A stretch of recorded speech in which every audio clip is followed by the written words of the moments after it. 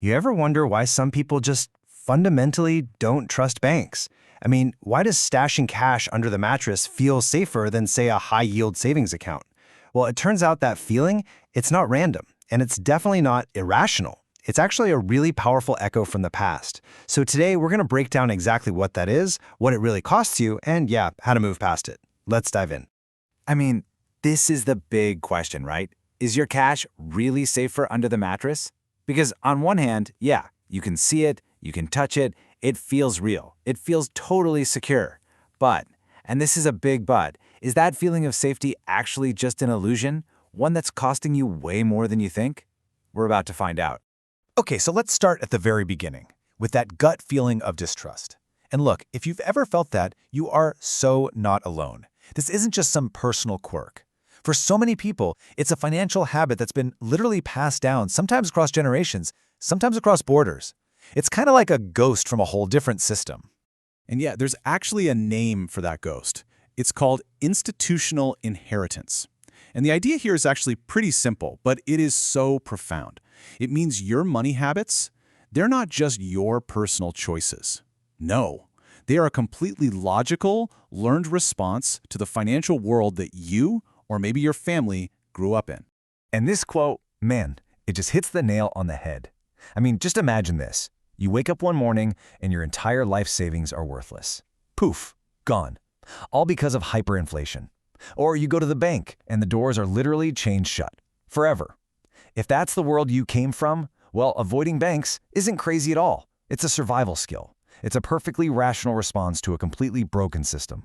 And hey, the data on this is crystal clear. The World Bank found that the #1 biggest predictor of your financial habits here in the US, it's not your education, it's not how long you've lived here, nope, it's the level of financial inclusion in your home country. That institutional memory is just unbelievably powerful. Okay, but here's the catch. And this is a really crucial point.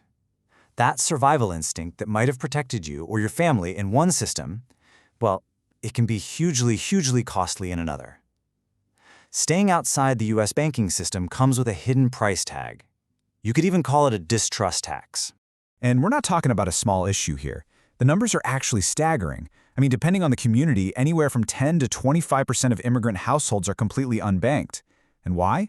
Mostly because of this deep-seated cultural distrust.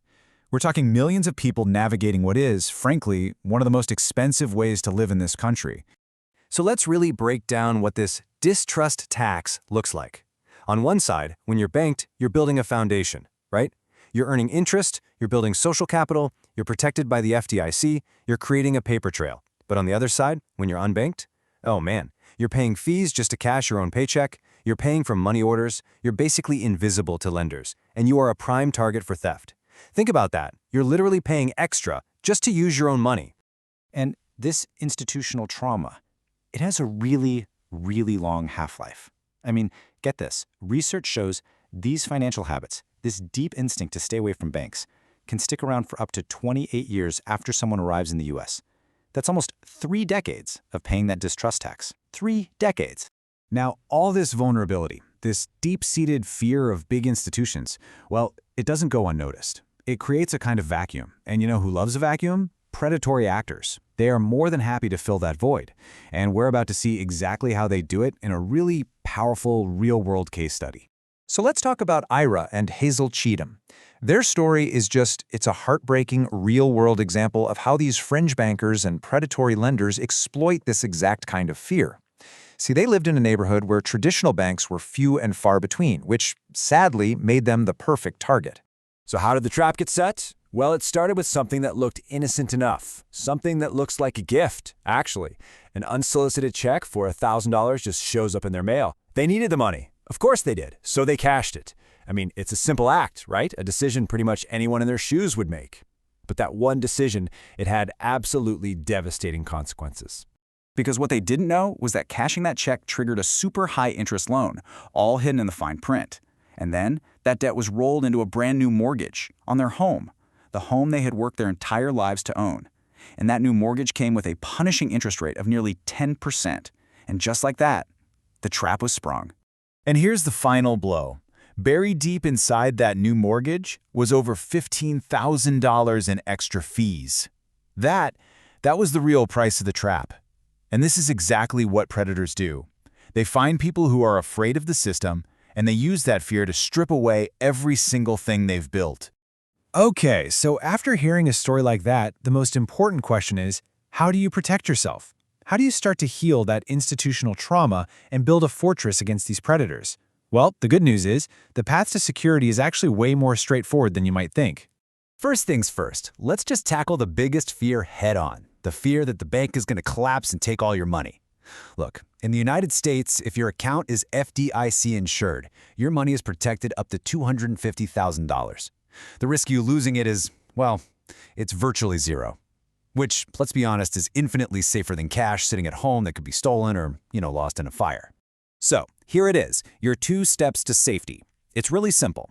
Step 1 is all about defense. Take that mattress money and move it into a protected, FDIC-insured account. Step 2, that's about offense. Start using the system to your advantage. Every bank transfer, every direct deposit, it all creates a paper trail. It proves you exist in the system and that you're reliable. And this right here, this is probably the most important takeaway of all. Taking these 2 steps isn't just about saving a few bucks on check cashing fees. No, it's a fundamental shift. It's about changing your entire financial identity. You stop being invisible. You move from that defensive position of just getting by to a proactive stance of getting ahead. You're not just protecting your money, you're building your fortress. So I'll leave you with this question to think about. For so many of us, trust isn't just something you're given, it's something you have to build, one small step at a time. So what was your first step? What was that first move you made toward overcoming that inherited distrust and building your own financial security? That journey is different for everybody, and it's a really powerful one to reflect on.